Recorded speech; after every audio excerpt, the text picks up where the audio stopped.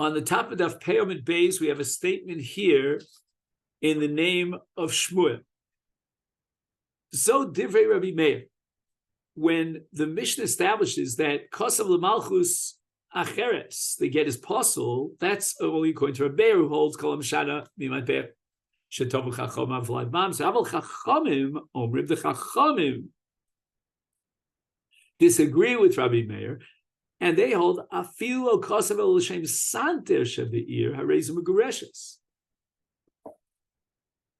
Now, what's happening is that in the get, the Sofer didn't even write the name of the Melech. Instead, he wrote a name of someone who's much lower down. He's called a Santer. He's a Baki. He knows the Gvulos of, various, let's say, plantations or orchards or fields of the different members of that country, and he's in charge of making sure that no one, steals for a Gvul. And he is considered an Adam Chashuv, but he's not the Melech. And if you wrote down how many dominion Hashanim since he was appointed, then the get is kosher. You don't have to write L'Shem Malchus. That's the Shita of the Chacham. Now here, we want to be medayek, because this will be very important for us, that even L'Chatchila, the Chachamim maintain that you're allowed to be garish with this get. And now the story of Hahu Gita Davi Ksivbe L'Shem Istandira Dibeshecha. There was a Maisa that happened with the get, and the Sofer wrote the date of the get, calculating this person who is in the Shilton of Bashkar.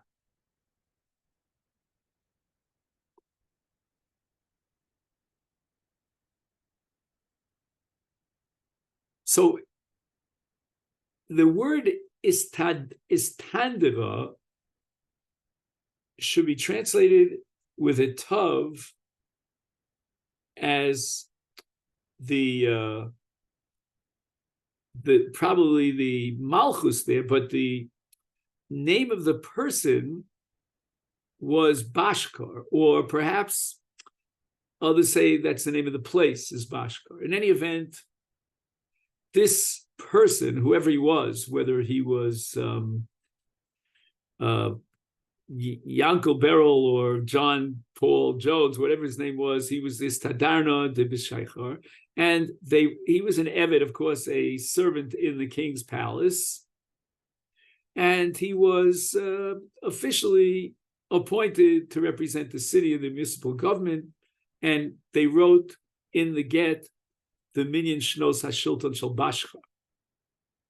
Sholcha Rav Nachman Bar Chisda l'Kami de Rabba ki I gav nemai. What do we do with such a get? Is it kosher apostle? Sholach le. Rabba responded, Beha afilu Rabbi Meir modi. Even Rabbi Meir would concede that the get is kosher here, because my time on me osa malchus.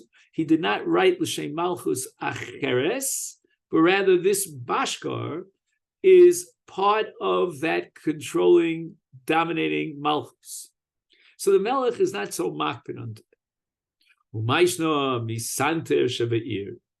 We just finished saying that according to Rabbi Meir, if the get was written with the shnos of the Memuna Gvulos, if you remember, he's the guy who's in charge of making sure that no one steals from anyone's Gvul in the Sodos, and Rabbi Meir passes the get, why is that different than this guy from Bashkar? Hasa, the Gemara says, Zilalu Milsa, Hacha Shvichalu Milsa. If you write L'Shem Hasanter Shebe'ir, the get is possible because that's a zilzul in the melech, that you should write a get al shem, this lower servant in the king's court, and not in the name of the melech or some of his more significant offices. But a hacha, if he writes Bashker, he is an Eved Choshev of the melech. It's a shevach and a kavod, a gdula, it's greatness for the melech, that they mention the name of his very important mishari. It's not some low secondary, secondary echelon god. So the Melech is not mine. Omer Rabbi Abba, Omer Rav Huna, Omer Rav. And again, learning about the get that was written Shalol L'Shem Malchus. So our Mishnah that disqualifies a get that was written Shalol L'Shem Malchus, and even if the get is not kosher, that's the Rabbi Meir, Aval Chacham Cholkim, the Omrim Avlad kosher. Now here we have to make an important diuk based on what we discussed earlier. As we discussed earlier, the Chachamim hold, in the case of L'Shem Santir Sheba'ir, that the get is chal, and she can get married based on that get.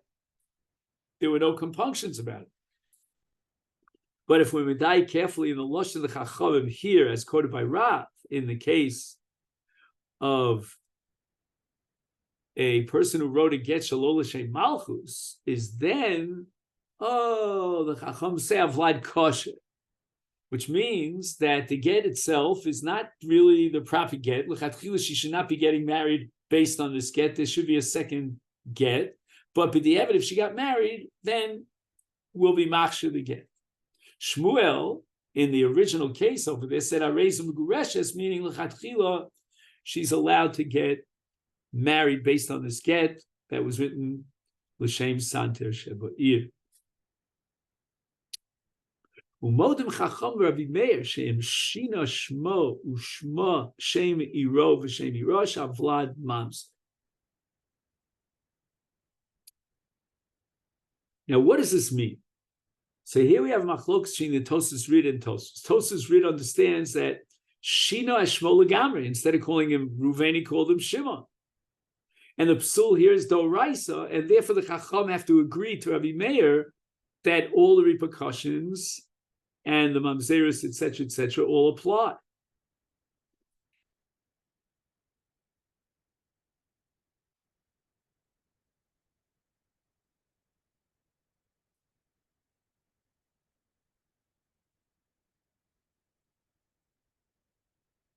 Orav Ashia Fananami Tnina Shina Shmo Shmo Shemiro Shemiro Teitzim Izem Zevachal Joch Meluba. Haman Ktonili Im Lemer Meir. It's very possible that that reflects Rabbi Meir. Lar Vivinu V'Lasninu. Why didn't he integrate it into one din? The Reisha of Shina Shem Malchus and the Seifa of Shina Shma Ushmo. El Shma Mina. It must be Rabbanon. The Shina Shmo Ushma Shemiro V'Shemiro is the Rabbanon, and we could derive from this that even according to the Rabbanon, they could see that if he was Mishana Shmo Shma, the Vlad is a Mams. The Mishnah said Kol Harayah Sha'omru is if Nimsa Echad Mehem, one of the two tzaras turns out to be an islandess, and she was an erva, then the other tzara, if she got married to somebody else, since she was kukaliyim, because the Kiddush Alanis was mufka meikara, is therefore all of the drachim apply. So the Gemara is now medayik from the language of the Mishnah. The Mishnah says that holchu atzaros v'nisu, nisu in zinu lo. If when they were zikukos liyibum, and that means that they fell for Yibum, they went ahead and got married to someone else with Nisuin. I say they, but it should be she, I guess. Then she's Asura on the Yavam. But if she was Kukul Yavam and she had a Maisa's Nus, not that she married anyone, then she's not Asura Yavam after this Nus. Lema Tevi Tuf to the Rav Hamnuna, the Omer Rav Hamnuna. This seems to be a contradiction of Hamnuna. Shomeres Yom Shezin Asura Yavama. According to Rav Hamnuna, if a woman falls for Yibum and she has a znus relationship with another man, she can no longer go back to her Yivama.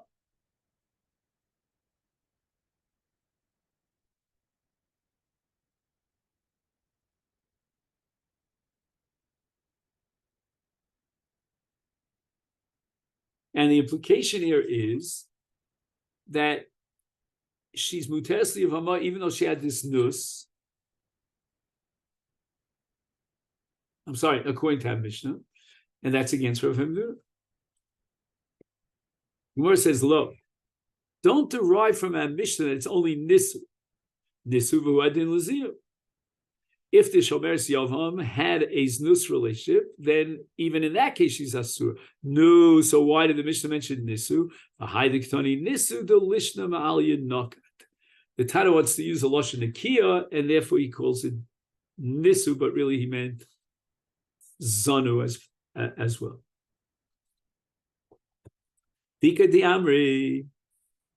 Others want to bring a raya to Rav Hemnuna from our Mishnah. Nisu v'uadin lezinu.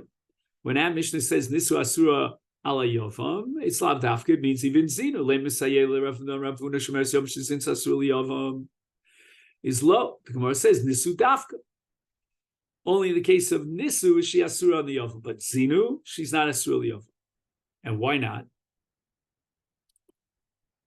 Why should we say that dafka Nisu asura yavam? Mishum de michlafa be'isha shalach ba'alim dinas hayam. A woman whose husband went out to the Dinas Hayam, and now Adim came and said, Meis Bailech, and she got married based on this Adus. And then the Baal comes back, returns to the Dinas Hayam. She can no longer return to her first husband. Even though Mi'ikar Adin, she's allowed to go back to her first husband, because the fact that she got married to another husband was onus, with circumstances beyond her control. She relied on two Adim. The Rabbanan made a gzera that she should not go back to her husband, so that the spectators should not say that certainly the first husband divorced her before she got married to someone else. And now, after the second husband gives her a get, she's going back to marry her first husband, and no one's saying a word. We thought that she's violating a lava machzir gushosam shenises. So the same logic compelled the Chachamim to say that shomeres yovim shenises. In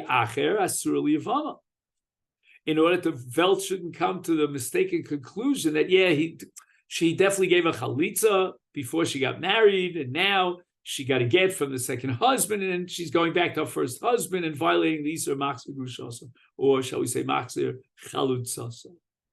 So this logic applies only in the case of Nisu Liachar, but not in the case of Zinui, because in the case of Zinui Znus, there's no call. The Velt doesn't know about the fact that she had znus, but af elu sheyadu me'aznus lo yom shavadei cholzin kodem aznus. Even if there are a few people who are aware of the znus, they're not going to say, well, you know what, he gave a chalitza before she had znus. I mean, they see that she's an isha prutza and she's chashud al znus, and therefore she'll be zoda mezana even before chalitza.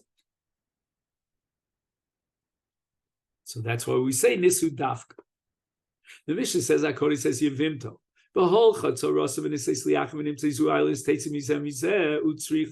Why did we need two cases that seem to be identical? In the case of Yevama, that got married into the shuk without chalitza, and that's how we find out later when we find out that the erva of this tzara is not.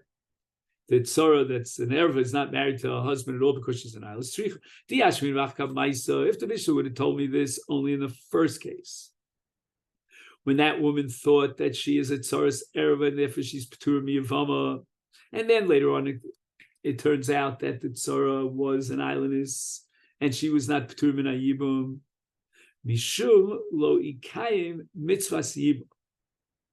We'll say in that case the Rabbanan are going to impose a knas when she got married without chalitza. There was no kiyum of the mitzvah. As far as the erva is concerned, certainly there's no mitzvah. And as far as the tzara is concerned, well, she went ahead and got married to someone else. So in this case, where there was no mitzvah of yibum that was fulfilled, we can impose upon her a knas and say to her, you know what?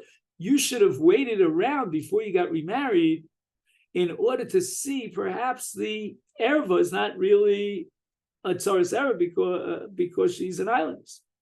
But in the seifa, in the case where the tzara was nisyabma, there was a yibum to the tzara, and then we found out that she was an islandess. Okay, when this other woman, the tzara, went ahead and got married, is the kayim Mrs. Yibum. She was under the impression that the mitzvah of yibum was fulfilled. Amalo, maybe in this case we're not going to konisa. Now the Gemara wants to go the other way around. The Iyashmin, if we only had in the case of the Seifa Mishum de Karamya Kamet, she fell for Yibum in front of her late husband's brother, together with Hatzara. And we could say, you know what, she should have waited around to clarify bivadaut, with absolute certainty, that the Zikas Yibum was removed for her because Hatzara is not an eyeless. And since she didn't wait around and didn't do her due diligence, therefore we'll impose a penalty. But here in the Reisha, when she is at Tzaras Ereva de Loramya Kameh, she never was Kukal Yibum, because at Tzaras Ereva doesn't fall for Yibum at all. And therefore she shouldn't have even entertained the possibility and waited to clarify whether this Ereva is an islandess or not. I would have a havmina that in such a case, to Loramya Kameh, therefore we weren't Konesar, because she didn't have to be Choshesh that perhaps the Tzaras island is the Tzara is an islandess. Tzrichan. Therefore we need the Mishnah to teach me that even in this case we have a Knas, because even in this case she should have waited around to clarify beyond the shadow of a doubt that she's not Skuka Leave. The Mishnah says, Kosovasof V'ta, V'na Sanket Li'ish, Lisha, V'shova Li'ish, Rabbi Elazar, Omer Li Alter Yotz, then it's not a get. But if Liachar Zman Yotza, I raise a get, Hechi Domi L'alter, and here we have Machlokas, what's considered Lialter? Hechi L'alter. Rabbi Yudamer Shmuel, according to Shmuel's opinion, Kol's Man She Yoshvim Voskim also in. If they're still dealing with the get, that's called Lialter. And therefore he's believed to say that he didn't give her a get, he gave her a shover instead. But if they finish dealing with Gerish and they're ready to pack their bags, Zel Liachar Zman, and therefore the get is Chal, and we don't believe the Baal. For Adavar Avhamar, no. What's considered Lialter and what's considered Liachar Zman? Lo Niseis, Zel Lialter, Niseis, Zel Liachar Zman. If she got married to someone else, then it's Liachar Zman. If she hasn't gotten married yet, it's Lialter, and he's believed to say, I didn't give you a get. Now we ask the Kash on Shmuel. Tanan, we have in our Mishnah, in the words of Rabbi Lazar, that the reason why Liachar Zman, the get is Chal, and we don't believe the Baal, is because local Hemne, Mina Rishon, Li'abit, Zchusav Shel Sheni. Bishlem L'Rav Adavarava. According to the opinion, it all depends upon Niseis or Lo Niseis. Hainu Dikatani, Sheni. Now we understand what the Mishnah means when it says La'abed Zchusav Shel Sheni. There is a Sheni. Who's the Sheni? The one she married. El Shmuel, my Sheni. According to Shmuel, Liachar Zman means after the Oskim Ve'inyan Hagerishin passed by, she hasn't gotten married to anyone. So what does it mean when it says that there's a Sheni? There is no Sheni in the picture. And here on the top of Pei Aleph, the Gemara answers that Shmuel is going to interpret the Mishnah as Zasel. That she has a schus because she's a cheskas megureshes until we know that the tzara was an islandess, and therefore the Baal is not believed to prevent her from implementing her schus and allowing her to marry someone else. So this is where we'll stop for today. The Mirza Hashem on Yom Rishon will begin the ninth parak. Parak HaMegarish. No, wait a minute.